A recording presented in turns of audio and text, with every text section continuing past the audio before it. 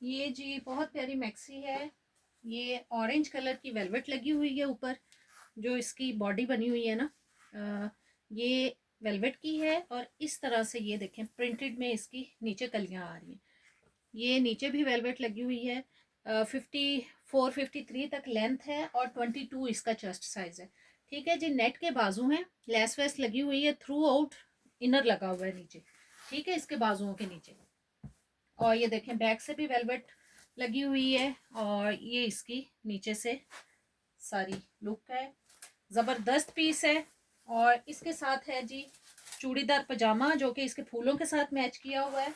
और नेट का बड़ा प्यारा सा दुपट्टा है, ये देखिए।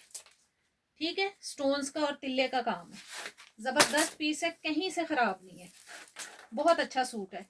ये आपको मिलेगा जी 2800 में। बहुत प्यारा पीस है।